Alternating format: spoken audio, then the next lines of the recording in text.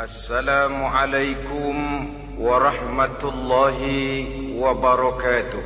Waalaikumsalam warahmatullahi wabarakatuh. Bismillahirrahmanirrahim. Alhamdulillahi rabbil alamin.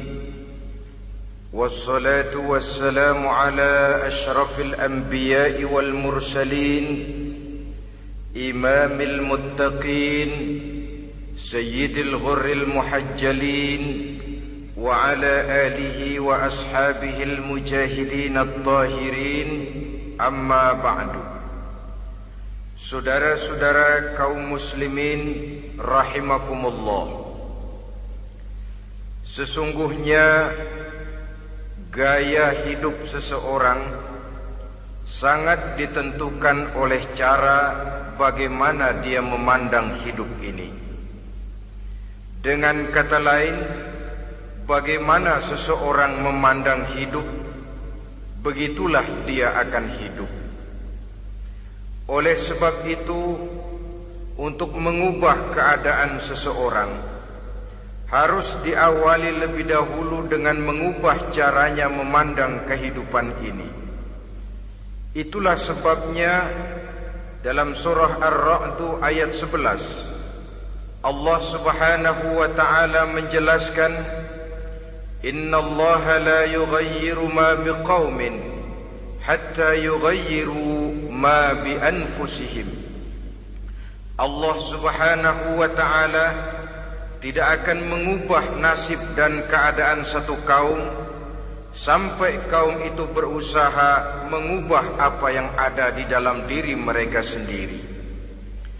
Yang ada di dalam diri itu tentu tidak lain adalah rule of thinking, bahasa kerennya state of mind, kata orang Kulon, cara berpikir, cara memandang kehidupan yang akan sangat mewarnai cara orang menjalani kehidupan itu sendiri.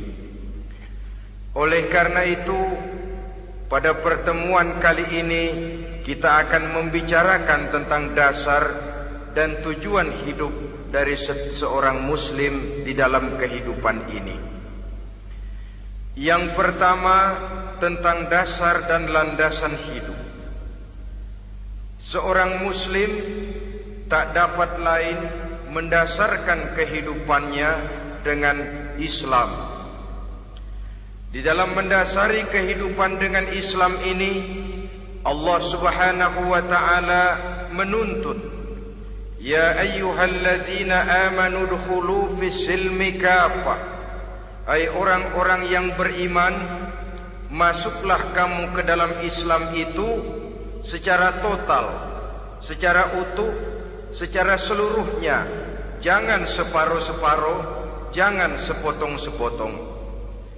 Mendasari hidup dengan Islam artinya menjadikan Islam sebagai way of life, sebagai rule of thinking, sebagai state of mind di dalam kita memecahkan problema-problema kehidupan, sehingga tidak satu persoalan hidup yang bagaimanapun kecilnya sekalipun yang tidak tersentuh oleh nilai-nilai ajaran agama Islam ini. Kemudian di dalam mendasarkan hidupnya dengan Islam, ia mempunyai satu keyakinan. Pertama, Islam sebagai dasar hidupnya adalah agama yang sesuai dengan fitrah daripada manusia. Allah Subhanahu wa ta'ala pencipta manusia. Allah Subhanahu wa ta'ala yang menurunkan agama Islam. Oleh sebab itu, tentu saja seluruh konsepsi Islam ini sudah diukur sedemikian rupa sesuai dengan kemampuan yang dimiliki oleh manusia. Secara logika bisa kita katakan, pabrik mobil di Jerman misalnya bikin mobil namanya Mercy. Seiring dengan itu dikeluarkannya buku petunjuk. Mobil ini bernama Mercy, kecepatan maksimal sekian ratus kilometer per jam, daya angkutnya sekian ratus kilogram, kalau rusak memperbaikinya ini onderdilnya itu umpamanya. Karena pabriknya yang bikin mobil, lalu pabriknya juga yang mengeluarkan buku petunjuk, tentu buku itu sesuai benar untuk mobilnya. Dan logika mengatakan tidak bisa kita punya mobil Mercy rusak, kita perbaiki dengan menggunakan buku petunjuk yang dikeluarkan oleh pabrik mobil Fiat. Tentu saja mobil makin rusak, acak-acakan dan tidak karu-karuan. Ini artinya, jikalau manusia ingin baik, jikalau manusia ingin mencapai sesuatu yang bernama bahagia, dia harus mengikuti petunjuk yang dikeluarkan oleh yang menciptakan manusia. Dan petunjuk-petunjuk itu telah turun dalam satu konsepsi yang bernama Islam yang sesuai dengan fitrah manusia. Yang kedua, oleh karena keyakinannya bahwa Islam sesuai dengan fitrah manusia, ia pun berkeyakinan bahwa Islam adalah agama untuk seluruh manusia, universal. Walaupun ia diturunkan di tanah Arab, tetapi ia bukanlah agama hanya untuk orang Arab semata-mata. Keyakinan ini perlu ditegakkan kembali, oleh karena akhir-akhir ini muncul pendapat-pendapat yang menganggap seolah-olah agama itu barang impor. Persilahkan saja kalau memang itu merupakan keyakinannya, tetapi menganggap agama sebagai barang impor sungguh merupakan satu kekeliruan yang sangat besar.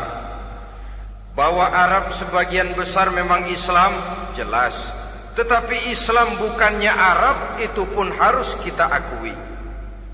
Kita bisa menjadi Muslim yang baik tanpa perlu menjadi orang Arab. Dengan kata lain, kita bisa menjadi Muslim yang baik dengan tetap menjadi warga negara Indonesia yang baik. Bahwa Al-Quran diturunkan dalam bahasa Arab oleh karena memang ia turun di tanah Arab. Buktinya apa? Walaupun Quran dalam bahasa Arab, tidak satu pun ayat Quran yang ditujukan kepada orang Arab semata-mata. Tidak ada ayat ya ayyuhal arabiyun, hai orang-orang Arab. Tidak ada. Yang ada malah ya ayyuhan nas, wahai manusia. Manusia yang mana? Yang mana saja asal merasa manusia. Kalau tidak merasa manusia, tidak usah terpanggil dengan ayat tadi. Maka dalam mendasari hidup dengan Islam, kita berkeyakinan Islam adalah agama untuk seluruh manusia. Yang ketiga, di dalam mendasari hidup dengan Islam, kita berkeyakinan Islam adalah agama terakhir yang diturunkan kepada Rasul terakhir. Tidak ada Rasul dan Nabi sesudah Nabi Muhammad, dan tidak ada agama lagi sesudah agama Islam. Dasar-dasar keyakinan ini melembaga dalam pribadi kita, membentuk satu keyakinan yang mendasari kehidupan ini, sehingga tidak satu problema yang bagaimanapun kecilnya dalam kehidupan yang tidak tersentuh oleh nilai-nilai Islam. Sejak kita tidur sampai kita bangun tidur, bahkan tidur itu sendiri, dan seluruh kegiatan kehidupan yang kita laksanakan dalam 24 jam, tidak satu pun yang tidak tersentuh oleh nilai-nilai Islam. Inilah pandangan hidup Muslim. Jawaban seorang Muslim terhadap problema-problema kehidupan yang dihadapinya, yang di dalam menjawab problema itu ia Islam oriented, berorientasi kepada nilai-nilai Islam. Apa kata Islam tentang pekerjaan yang dihadapinya? Halal kata Islam, halallah dia katakan. Haram kata Islam, haram dia katakan. Islam oriented. Barometer dalam perbuatannya tidak lain daripada nilai-nilai Islam itu sendiri. Dan kemudian di dalam mendasari kehidupan dengan Islam, ia berkeyakinan Islam adalah satu-satunya agama yang benar. Bahasa kerennya, Islam is the single one, the true religion behind the God. Satu-satunya. Keyakinan ini kelihatannya subjektif, tapi memang inilah pokok daripada kehidupan beragama. Saudara-saudara kaum muslimin rahimakumullah, kalau itulah dasar daripada kehidupan kita sebagai muslim, apa yang menjadi landasannya? Kalau dasar hidup kita Islam, maka landasan hidup kita tidak lain adalah Al-Quran dan sunnah Rasulullah sallallahu alaihi wasallam.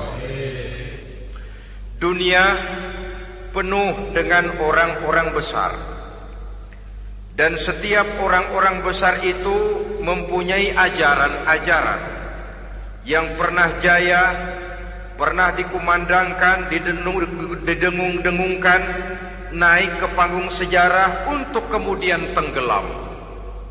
Satu ajaran hanya akan langgeng, satu ajaran hanya akan tahan lama apabila dia turun dari sumber yang serba maha. Kalau dia turun dari manusia, maka sifatnya hanya musim.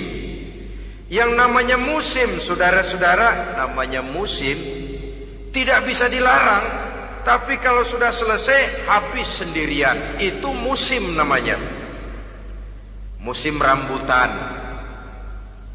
Kalau datang musim rambutan, apa bisa dilarang? Gak boleh musim rambutan. Ya tidak bisa, dia akan tumbuh terus. Tapi manakala musimnya habis.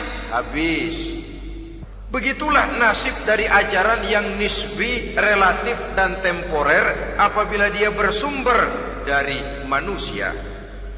Maka satu ajaran hanya akan langgeng, tahan lama apabila dia turun dari sumber yang serba maha. Dan itu sudah turun bernama Al-Quranul Karim. Sedangkan sunnah, saudara-saudara, merupakan penjelasan dari apa yang oleh Quran tidak dijelaskan dalam bentuk yang detail, melengkapi apa yang oleh Al-Quran hanya disebutkan dalam bentuk garis besarnya saja. Baik Quran maupun sunnah kita sebut merupakan dasar, landasan yang primer. Sedangkan untuk memahami Quran dan sunnah, kita memerlukan pendapat-pendapat orang yang ahli di bidang itu. Dalam hal ini kita sebut saja dengan ulama. Dan ini merupakan sumber yang sekunder dari landasan hidup kita sebagai seorang muslim. Dua rel ini, Quran dan sunnah, merupakan landasan di mana kereta api Islam ini berjalan. Quran dan sunnah. Saudara-saudara kaum muslimin rahimakumullah, oleh karenanya marilah kita menjadikan Quran dan sunnah ini sebagai imam di dalam kehidupan kita. Bukankah Rasulullah sallallahu alaihi wasallam pernah memberikan pilihan, man ja'ala al-Qur'ana amamahu qadahu ilal jannah wa man ja'ala al-Qur'ana khalfahu saqahu ilan nar. Siapa yang meletakkan Quran di depannya, dijadikannya Quran sebagai imam dan dia sebagai makmum, maka Al-Quran akan membimbing dia ke surga. Ya, surga di dunia ini, lebih-lebih lagi surga di akhirat nanti. Sebaliknya, wa man ja'ala al-Qur'ana khalfahu, siapa yang meletakkan Quran di belakangnya, dia belakangi ajaran dan konsepsi Al-Quran, dia tinggalkan perintah-perintah Al-Quran, maka Al-Quran yang dibelakanginya itu akan mendorong dia ke neraka. Neraka dunia, lebih-lebih neraka di akhirat nanti. Pilihan terserah kita. Jikalau kita mau menjadikan Quran sebagai imam, artinya kita menjadi makmum. Resikonya dimanapun, makmum wajib ikut imam. Imam takbir, makmum takbir, imam ruku', makmum ruku', imam i'tidal, makmum i'tidal. Jikalau Quran imam kita dan kita adalah makmum, maka itu berarti jikalau ke barat komando Quran, ke barat kita pergi. Jikalau ke timur kata Quran, ke timur kita menuju. Jikalau halal kata Quran halal kita katakan, jikalau haram kata Quran haram kita ucapkan. Itu resikonya kita menjadi makmum menyusun pola hidup yang lebih Qurani. Tapi sebaliknya, ke barat komando Quran, ke timur kita pergi, ke utara kata Quran, ke selatan kita menuju. Halal kata Quran malah kita tidak mau melaksanakannya. Haram kata Quran kita senang bukan main. Artinya kita mau menjadi makmum, dan Quran kita jadikan sebagai makmum, kita sendiri malah mau menjadi imam. Kita paksa konsepsi Al-Quran itu supaya sesuai dengan naluri kemanusiaan kita, mengotak-atik hukum, menghalalkan yang haram, mengharamkan yang halal. Dikala itu landasan hidup kita sudah goyah, tidak lagi sebagai landasan tempat kita bertolak, tetapi malah menjadi satu landasan yang kita injak-injak. Sesungguhnya saudara-saudara, Quran tidak akan membawa berkah, tidak akan menjadi rahmatun wa syifaun lil mu'minin, menjadi penyembuh, menjadi rahmah bagi orang-orang beriman, apabila yang kita baca itu kita injak-injak di dalam kehidupan. Upaya menyusun hidup yang lebih Qurani ini seiring dengan usaha kita menjadi warga negara yang baik. Yang saya katakan di awal tadi, tidak saling dan tidak harus saling bertentangan. Jadi dengan demikian, dasar hidup kita sebagai muslim adalah Islam, dan landasan hidup kita tidak lain adalah Al-Quran dan Sunnah Rasulullah Sallallahu Alaihi Wasallam. Ini landasan tempat kita bertolak. Ini yang mewarnai gaya kehidupan kita.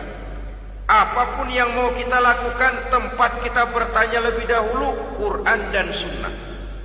Saya mau melakukan pekerjaan ini, apa kata Quran? Saya mau pergi ke tempat ini, apa kata Quran? Saya mau berusaha dengan mengerjakan perusahaan ini, apa kata Quran? Merupakan landasan daripada kehidupan kita.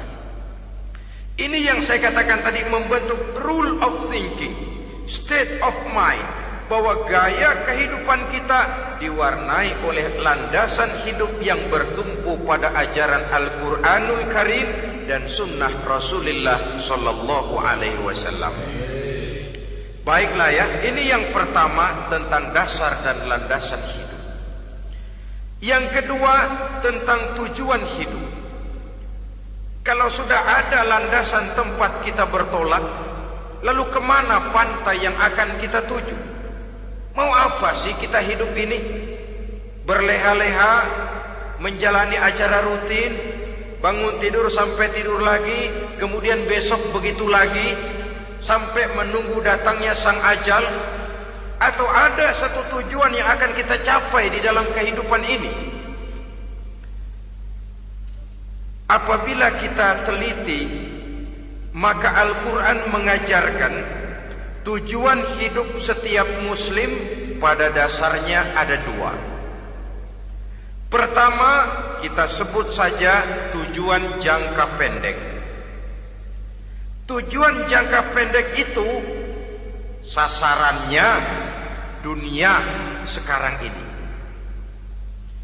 Bentuknya horizontal. Targetnya agar setiap pribadi muslim menjadi rahmatan lil alamin, rahmah bagi lingkungannya. Inilah yang oleh agama dinamakan hablum minan nas, yang isinya adalah ilmu dan peradaban. Jadi dunia dan seluruh isinya merupakan tujuan jangka pendek saja. Untuk mencapai tujuan jangka pendek, dunia dan seluruh isinya, unsur penunjangnya adalah pendidikan, pengalaman, atau nasib. Makin tinggi pendidikan, makin mudah menjangkau hidup. Makin banyak pengalaman, makin mudah menguasai dunia. Atau karena faktor nasib, pendidikannya tidak seberapa, pengalaman pun kadang-kadang dangkal, tapi karena nasibnya lagi hoki, kata orang sekarang, nasibnya lagi bagus, dia naik ke panggung memegang peranan. Faktor yang namanya nasib ini ada, tapi tidak bisa dijadikan sandaran untuk menjangkau dunia dan seluruh isinya. Unsur penunjangnya, pertama pendidikan, yang kedua pengalaman, yang ketiga faktor nasib. Oleh karena itu, apabila kita ingin mudah mencapai dunia, yang pertama harus kita laksanakan bagaimana menempuh satu pendidikan. Di zaman sekarang orang terangsang untuk hidup dalam pola yang oleh orang-orang priangan disebut hardolin. Saudara tahu hardolin? Itu potongan dari dahar modal ulin. Filsafat hidup yang pakaian mau bagus, makan mau enak, kerja nggak mau.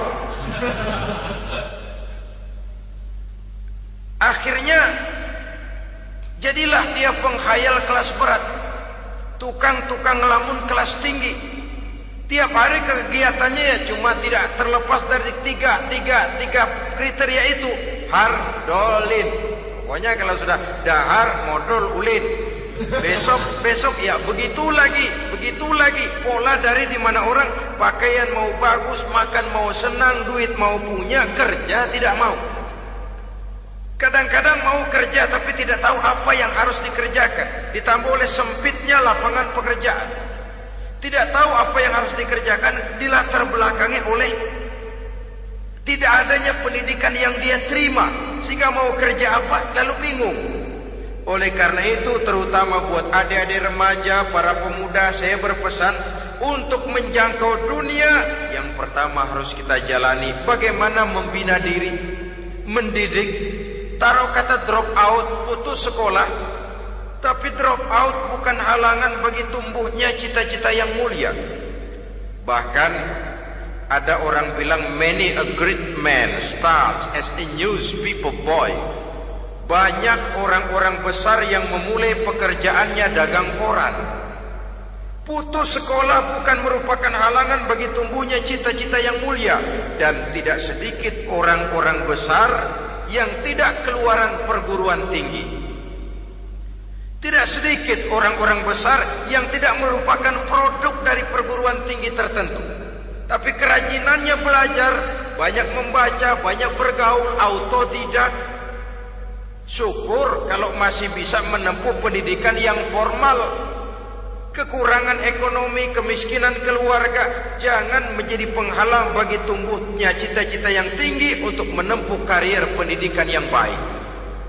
Ini memang pahit, tapi bagaimanapun kata orang, lebih baik makan singkong beneran daripada makan roti ngimpi. Artinya jikalau memang perlu, lebih baik sekolah sambil dagang koran, nyemir sepatu, parkir mobil, daripada hardolin itu tadi. Tanpa prospek hari depan yang ada artinya. Dan pendidikan memang merupakan sesuatu yang pahit. Tapi tanpa ini, rasanya kita akan sulit untuk menjangkau dunia tersisih di pojok-pojok kehidupan. Jangan lalu bilang, manusia kan rezekinya sudah dijamin oleh Allah. Ayam saja ada rezekinya, of course. Tapi jangan lupa, cara ayam cari rezeki dengan cara manusia cari rezeki lain. Kalau ayam cari rezeki dari tahun atu, modalnya cuma ceker sama patok. Kalau ayam mah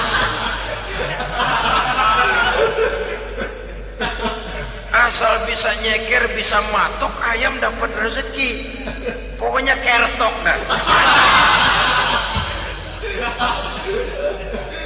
Tapi manusia cari rezeki, dia harus cari lapangan kerja. Lapangan kerja sulit. Sudah dapat lapangan kerja, harus punya keahlian. Untuk memperoleh keahlian, harus dengan pendidikan. Berhadapan lagi dengan saingan-saingan, karena pasaran tenaga kerja tiap tahun puluhan, kalau tidak ratusan ribu pasaran tenaga kerja yang masuk lapangan kerja. Ini kenyataan. Semakin ke depan oleh tingginya tensi ekonomi, oleh persaingan hidup yang makin tajam, oleh makin menggejalanya pola pikir industrialis yang membuat manusia individu, nilai-nilai semacam ini akan terasa makin berat. Oleh karenanya, tanpa pendidikan sulit untuk menjangkau dunia. Yang kedua, pengalaman, tenaga expert. Sehingga orang mengatakan experience is the best teacher.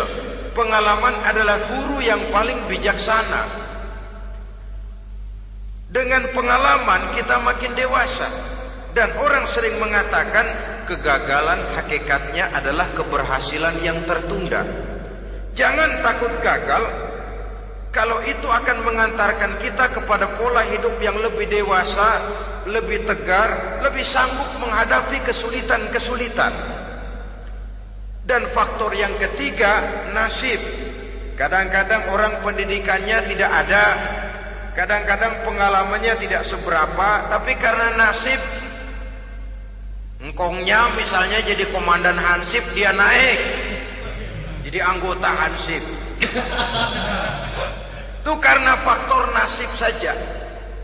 Yang ketiga ini ada, tapi tidak bisa dijadikan sandaran dalam arti bahwa kita lalu mengandalkan nasib. Lo nanti udah gede mau jadi apa?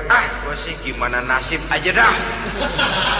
Jadi orang syukur, jadi gembel nasib. Tidak bisa kita menghadapi hidup dalam satu alur spekulasi. Tidak bisa kita menjalani skenario kehidupan ini dengan bersikap untung-untungan. Karena kehidupan walaupun tidak bisa dipastikan, paling kurang bisa dirancang, bisa direncanakan, bisa ditargetkan, bisa dianalisa kemungkinan-kemungkinannya. Walaupun tidak bisa dipastikan, tapi bisa diperhitungkan. Sebagai manusia yang terikat oleh causality, oleh hukum sebab akibat, sewajarnya kita memperhitungkan kemungkinan-kemungkinan itu. Kira-kira 5, 10, 15 tahun yang akan datang, sejauh mana kesulitan-kesulitan dalam kehidupan ini, sejauh mana persaingan dalam hidup, sejauh mana tenaga kerja dibutuhkan, sejauh mana keahlian dan skill menunjang ke arah itu. Kalau tidak, kita akan tersisih di sudut-sudut kehidupan untuk lebih banyak jadi penonton daripada menjadi pemain. Padahal kita ingin jadi pemain, kita ingin aktif, kita ingin punya peranan karena kita oleh agama dituntut menjadi rahmatan lil alamin, menjadi rahmah bagi lingkungan di mana kita tinggal, mewarnai lingkungan, bukan cuma diwarnai oleh lingkungan itu sendiri. Itu tadi tujuan jangka pendek sebagai tujuan yang pertama. Yang kedua, tujuan jangka panjang. Tujuan jangka panjang ini sasarannya adalah akhirat. Bentuknya vertikal, targetnya adalah mardhatillah atau ridho daripada Allah. Dan ini yang oleh agama dinamakan dengan hablum minallah, tali vertikal yang menghubungkan manusia langsung dengan Tuhannya. Untuk mencapai tujuan jangka panjang akhirat ini, unsur penunjangnya adalah prestasi ibadah. Kalau untuk tujuan jangka pendek, dunia dan seluruh isinya, pendidikan, pengalaman dan nasib memegang peranan yang sangat penting, maka untuk akhirat, pendidikan, pengalaman, nasib tidak punya pengaruh banyak. Unsur penunjangnya adalah prestasi ibadah. Bagaimanapun tinggi pendidikan, bagaimanapun banyak pengalaman, tanpa prestasi ibadah, nol besar kita dalam pandangan Allah Subhanahu wa ta'ala. Saudara-saudara kaum muslimin rahimakumullah, itu sebabnya seorang muslim sholat, puasa, haji, zakat, yang kalaupun ada target dunia itu cuma side effect saja, sekedar satu efek sampingan. Target utamanya tetap tujuan jangka panjang, akhirat dan ridho Allah. Kenapa kita sholat? Untuk mencari ridho Allah. Kenapa kita laksanakan ibadah haji? Untuk mencari ridho Allah. Kita bangun di keheningan malam untuk mencari ridho Allah. Kalau ada akibat dunia, itu cuma akibat sekunder saja. Ada misalnya orang karena tekun ibadah rezekinya lancar, itu baru persekot, baru tanda jadi. Kadang-kadang persekotnya saja sudah nikmat kok, apalagi cashnya, kontannya. Sebaliknya kalau ada orang rajin ibadah rezekinya seret, jangan jadi alasan. Kok lu nggak sembahyang? Alah, tetangga gua rajin sembahyang melarat terus. Ya memang sholat itu bukan dengan target dunia, target akhirat, saudara-saudara. Oleh sebab itu, seorang muslim adalah seorang yang berpandangan luas, berjiwa lapang. Maksudnya apa? Tujuan jangka pendek dan jangka panjang ini harus dia raih kedua-duanya. Ini yang oleh Al-Quran diajarkan agar setiap muslim mencapai fid dunya hasanah wa fil akhirati hasanah. Kebaikan di dunia, kebaikan di akhirat. Itu arti hasanah. Jangan macam orang dulu, punya istri 2 pergi haji. Yang satu yang muda istrinya namanya Hasanah, yang satu namanya Khadijah. Waktu tawaf keliling Ka'bah, si suami ini nggak bisa doa apa-apa kecuali Rabbana Atina itu. Tiap putaran Rabbana Atina fid dunya hasanah wa fil akhirati hasanah. Putaran kedua Rabbana Atina fid dunya hasanah wa fil akhirati hasanah. Ini istri tuanya yang namanya Khadijah dengerin aja. Akhirnya di satu saat dia colek suaminya, "Bang, mentang-mentang Hasanah bini muda disebutin melulu. Saya dong disebutin dalam doa." "Iya dah, ntar putaran selanjutnya." Suaminya blow on juga. Putaran kedua dia baca Rabbana Atina fid dunya hasanah wa fil akhirati Khadijah.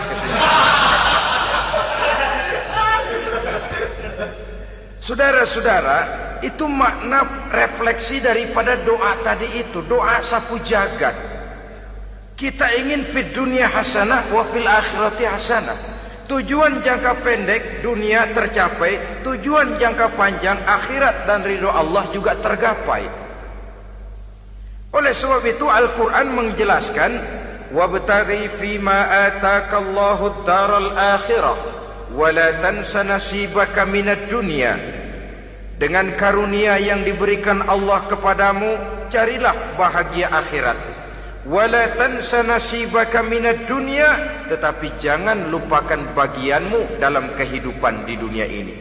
Cari akhirat, utamakan akhirat dengan tidak usah melupakan jatahmu di dunia. Kenapa saya katakan seorang muslim berjiwa besar?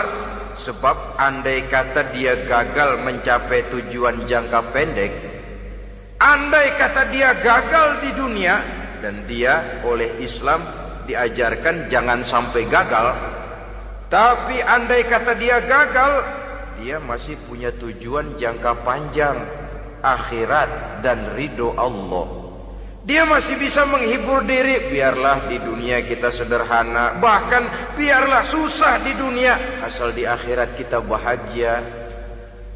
Orang yang tidak punya pandangan hidup semacam ini, surgalah dunia ini, segalanya telah tertumpu di sini. Bila umurnya selesai, ajalnya datang, selesai sudah surganya sampai di situ, dan dia tidak punya pengharapan lain di belakang itu. Maka seluruhnya bertumpu pada kehidupan di dunia. Padahal dunia seperti air laut, makin diminum makin haus, makin kering tenggorokan. Dunia yang diperturutkan menyeret manusia ke dalam lingkaran setan, terjebak dalam sifat yang namanya tamak bin rakus alias serakah.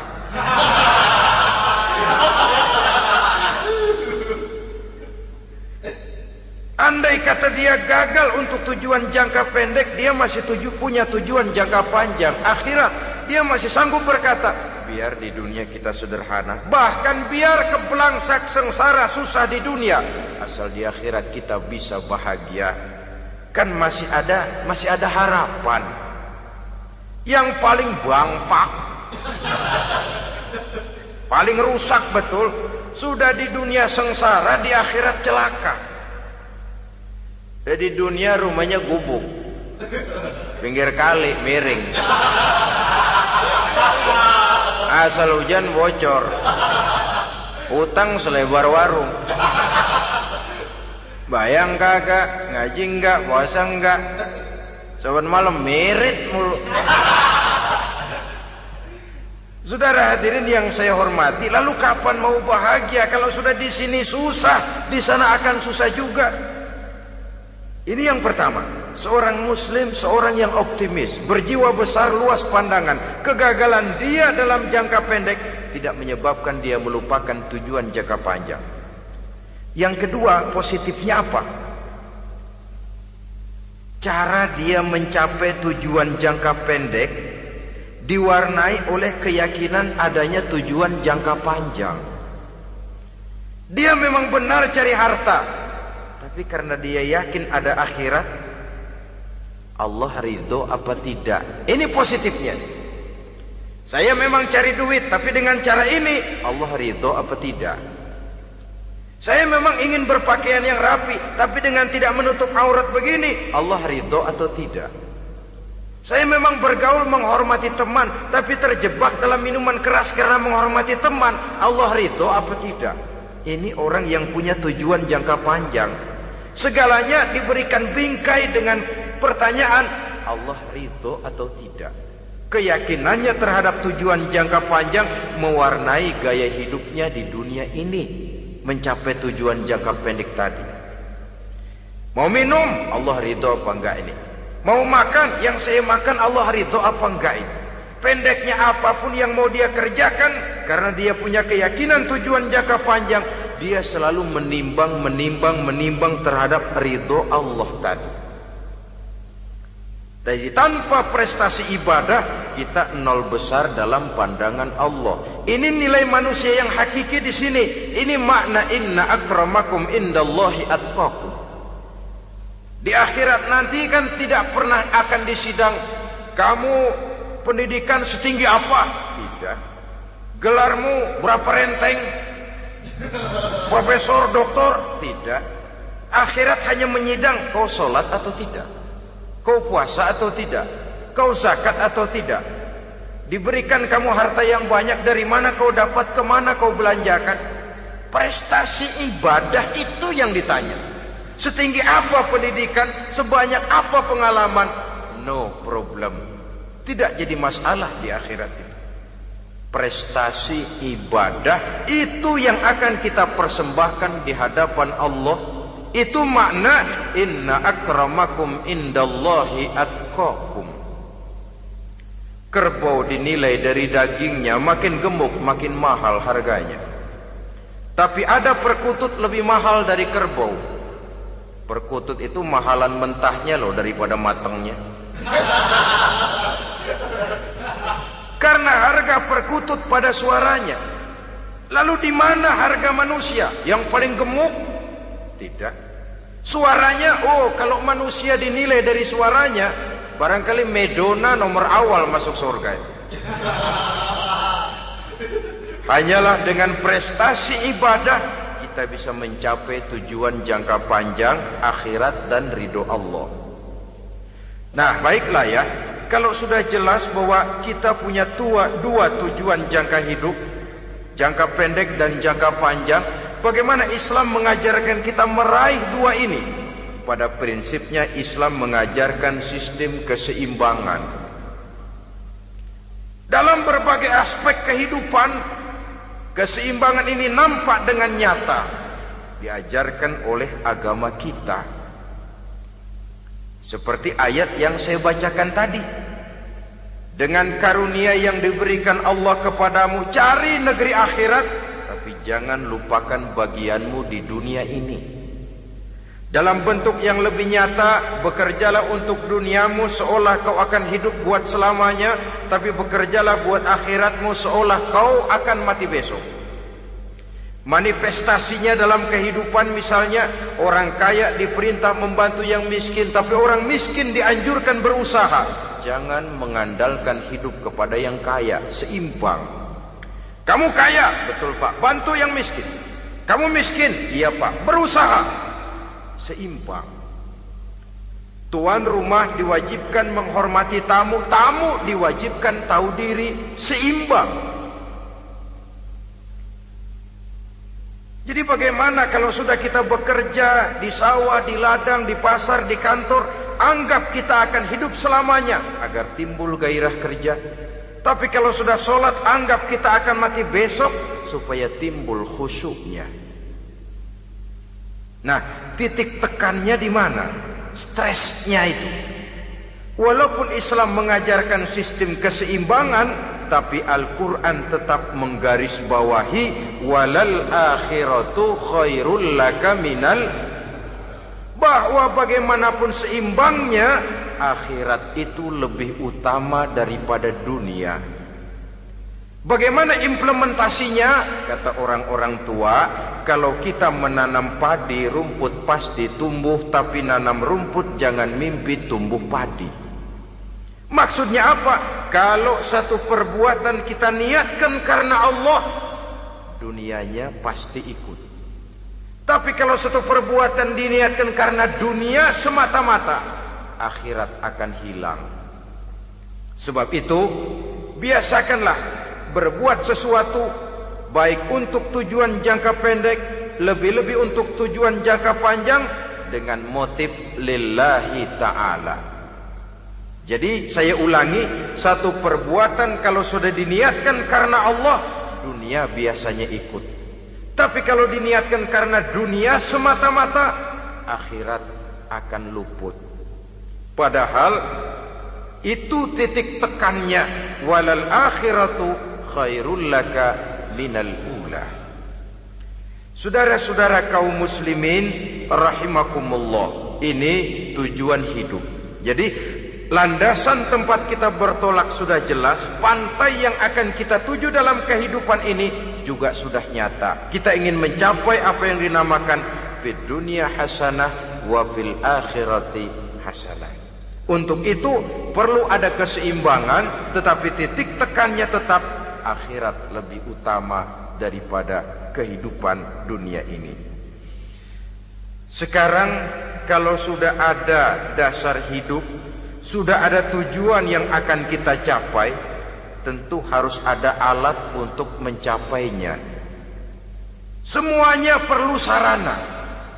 Bahkan pada hakikatnya dalam kaidah usul fikih para ulama mengajarkan lil wasail hukmul maqasid. Sarana dan tujuan hukumnya sama. Ini mestinya mendidik umat Islam jadi pinter. Jangan cuma berpikir melaksanakan satu pekerjaan, tapi juga berpikir menciptakan sarana untuk terwujudnya pekerjaan itu. Misalnya umat Islam wajib pergi haji kalau mampu, kan begitu toh? Kalau dia umat Islam Indonesia, tentu pergi hajinya ke Mekah. Mekah, Jeddah, Mekah, Indonesia perlu sarana angkutan untuk sampai ke sana. Kapal laut, kapal udara. Artinya umat Islam harus maju di bidang teknologi, bisa menciptakan pesawat, bisa menciptakan kapal laut, sarana yang akan menyampaikan dia untuk bisa melaksanakan ibadah haji. Selama ini kita bertumpu kepada pemikiran, pokoknya kan yang penting gue pergi haji pakai apa kayak gue punya duit. Dari segi pribadi memang barangkali begitu. Tapi sebagai umat yang harus mencapai kemajuan, apabila diperintahkan melaksanakan sesuatu, kita pun hakikatnya dituntut menciptakan sarana untuk menunjang pelaksanaan sesuatu itu sendiri. Agama mengajarkan an-nazafatu minal iman, kebersihan sebagian daripada iman. Siapa yang menciptakan mesin cuci, sabun-sabun keras, deterjen, rinso dan lain sebagainya? Siapa yang menciptakan air condition, pembersih ruangan? Kita hanya berpikir pokoknya kan bersih, mau pakai apa kek. Kita jarang yang berpikir kepada pewujudan teknologi modern untuk menerjemahkan hadis itu. Syukurlah belakangan ini sudah muncul teknokrat-teknokrat muslim yang dijiwai oleh semangat Al-Quran membuka tabir rahasia konsepsi Islam di lapangan teknologi modern, yang makin lama makin menunjukkan tuntutan kebutuhan daripada umat itu sendiri. Dengan demikian, apabila ada tujuan hidup, kita memerlukan alat untuk mencapai tujuan tadi.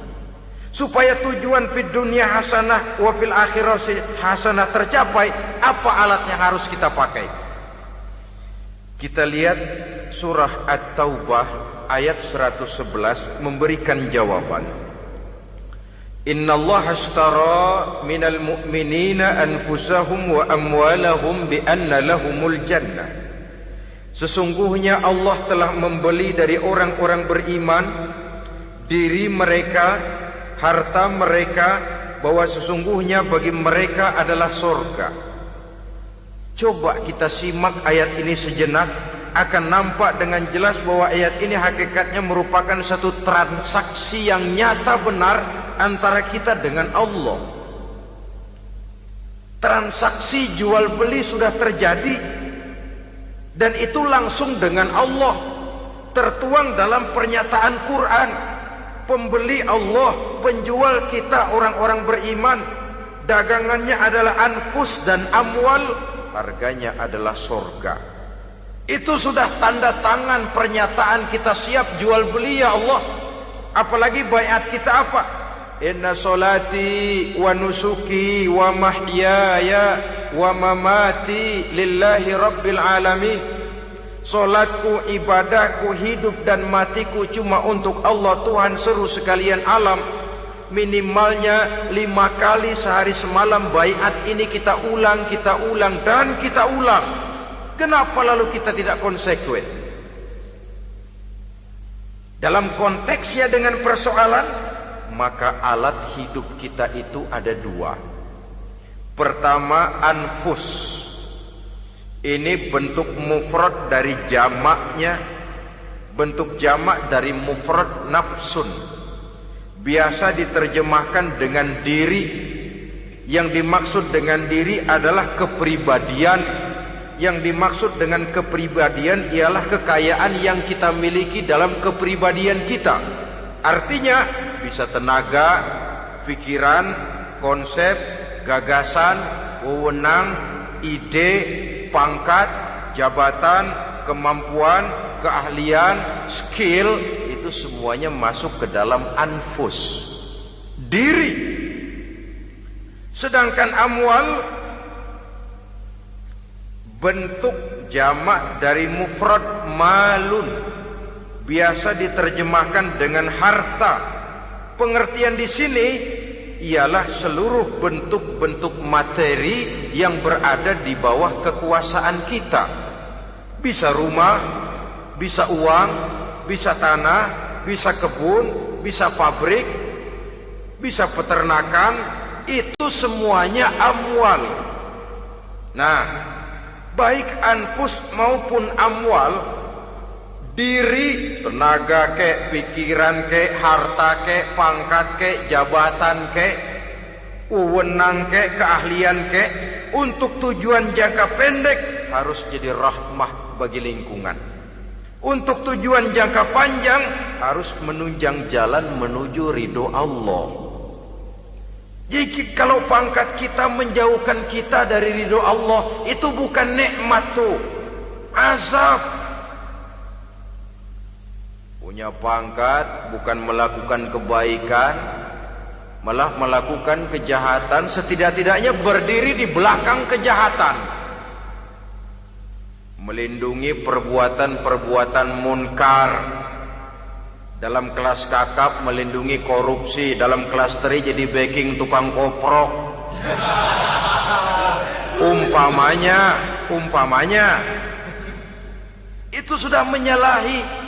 Alat tidak digunakan untuk mencapai tujuan. Itu untuk tujuan jangka pendek.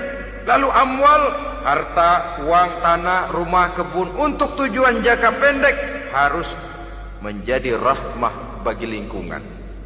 Sedang untuk tujuan jangka panjang, baik diri maupun harta harus menunjang jalan menuju ridho Allah, harus meningkatkan prestasi ibadah kita kepada Allah Subhanahu wa ta'ala. Malah yang namanya amwal ini tanggung jawabnya lebih berat loh saudara. Kalau saudara diberikan ilmu, sidang akhirat cuma satu. Ilmumu kau amalkan untuk apa? Saudara diberikan umur panjang, pengadilan akhirat cuma bertanya satu, umurmu kau habiskan di mana? Tapi saudara diberikan harta, pertanyaan akhirat dua, hartamu kau dapat dari mana? Kau belanjakan kemana? Dari mananya dan kemananya ditanya, depan belakang. Kadang-kadang kan ada orang hartanya didapat dari jalan yang halal, dibelanjakan di jalan haram. Kerja peras keringat banting tulang setengah mati, begitu dapat duit beli buntutan, muter-muter kertas cari kode. Didapat dari jalan halal, dibelanjakan di jalan haram. Atau didapat dari cara yang haram, dibelanjakan di jalan yang baik. Menang judi, nyumbang pesantren. Nabi mengajarkan innallaha thayyibun la yaqbalu illa thayyib. Allah itu baik dan hanya menerima yang baik-baik saja. Tidak bisa mencuci kain dengan air najis. Kain akan tetap kotor. Saudara-saudara kaum muslimin rahimakumullah. Oleh karenanya masalahnya terpulang kepada kita, pandai-pandailah membagi orientasi. Suatu saat tenggelam kita dalam kesibukan dunia dan seluruh isinya untuk mencapai tujuan jangka pendek. Lain saat tenggelam kita memfanakan diri untuk mencapai tujuan jangka panjang, akhirat dan ridho Allah. Karena kehidupan ini bukan berjalan tanpa batas. Umur ini bukan satu karunia tanpa pertanggungan jawab. Satu saat setuju atau tidak, rela atau terpaksa, kita akan sampai kepada garis finish daripada perjalanan kehidupan dunia ini. Yang memang merupakan satu perjalanan panjang, a walking tall. Kata orang Kulon, a walking tall, satu jalan yang demikian jauhnya. Entoh kita akan sampai ke garis finish. Bila datang ajal, senja kehidupan datang, malam menyelimuti. Datangnya tidak pernah kita sangka, tapi sekali dia datang, tidak satu kekuatan yang bisa menolak. Kehadirannya tidak pernah kita harapkan, tapi satu kali dia datang bertamu, pasti terjadi. Dan itu pasti akan kita temui. Alangkah malangnya pada saat kembali itu datang, kita tidak punya prestasi ibadah. Lalu apa artinya prestasi dunia? Apa artinya tujuan jangka pendek kalau kita harus kehilangan tujuan jangka panjang? Rumah kita yang besar, pangkat kita yang tinggi, harta kita yang banyak, bisakah menolong kita untuk kalau sudah kumpul di padang mahsyar nanti? Malaikat, jangan gebugin saya, rumah saya harga 2 miliar.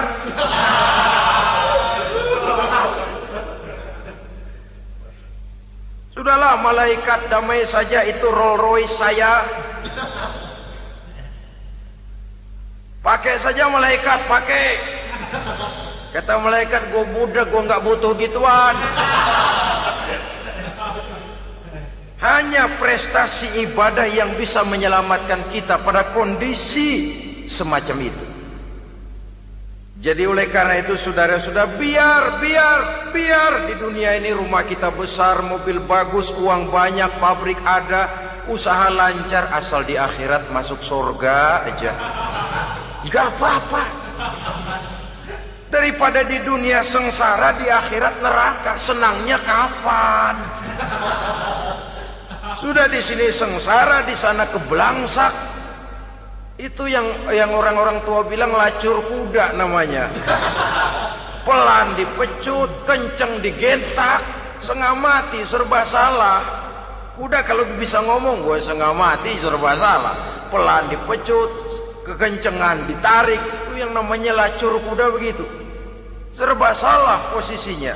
Untuk itu pandai-pandailah membagi orientasi supaya tercapai tujuan ideal ini, fid dunya hasanah wa fil akhirati hasanah. Ini tentang tujuan hidup. Nah, untuk mencapai tujuan ini kita tidak berjalan sendiri. Kita perlu teman hidup. Di samping teman hidup ada pula lawan hidup. Siapa teman hidup kita untuk mencapai tujuan hidup ini? Dalam arti sempit, teman hidup kita suami istri yang taat kepada Allah. Suami istri lebih dari sekedar satu pasangan, juga saling melengkapi, merupakan bagian daripada kehidupan. Suami adalah teman istri, istri adalah teman suami untuk mencapai tujuan hidup tadi, mencapai fid dunya hasanah wa fil akhirati hasanah. Seiring, seirama, selaras, serasi, seimbang, kata orang sekarang. Teman dalam arti sempit. Adapun teman dalam arti luas, setiap orang yang pandangan hidupnya sama dengan kita, setiap orang yang akidahnya sama dengan kita, terlepas dari suku bangsa apapun, warna kulit apapun, bahasa apapun, jikalau keyakinannya sama, pandangan hidupnya sama, dia adalah saudara kita dalam artian yang luas. Islam tidak kenal teritorial, maka tidak ada itu Islam Jepang. Ya walaupun secara formalnya ada, tapi informal Muslim adalah Muslim, diikat dengan akidah. Itu teman hidup. Lalu lawan hidup siapa? Pertama iblis, dalam segala bentuk dan implementasinya. Yang kedua, setiap orang yang pandangan hidupnya tidak sama dengan kita secara ideologis, itulah lawan hidup kita. Maka yang teman jadikan teman, yang lawan jadikan lawan. Jangan teman dijadikan lawan, lawan dijadikan teman. Itu namanya kopiah dipasang di kaki, pak bakyak naik ke jidat. Wajar kalau kepala lalu jadi benjol. Salah milih teman, salah cari lawan. Salah milih teman, salah cari lawan. Akibatnya kita yang akan susah di kemudian hari nanti. Saudara-saudara kaum muslimin rahimakumullah, oleh karenanya pandai-pandailah dalam hidup ini. Yang teman jadikan teman, yang lawan jadikan lawan. Kalau lawan kita jadikan teman, sementara teman kita jadikan lawan, dan itu yang banyak terjadi dalam praktek kehidupan, kita tidak akan bisa mencapai tujuan, karena akan tertarung di kaki sendiri. Nah, ini sajalah yang kita bicarakan pada pertemuan kali ini. Mudah-mudahan ada manfaatnya. Terima kasih atas segala perhatian. Mohon maaf atas segala kekurangan. Usikum wa nafsi bitaqwallah. Wassalamualaikum warahmatullahi wabarakatuh. Waalaikumsalam warahmatullahi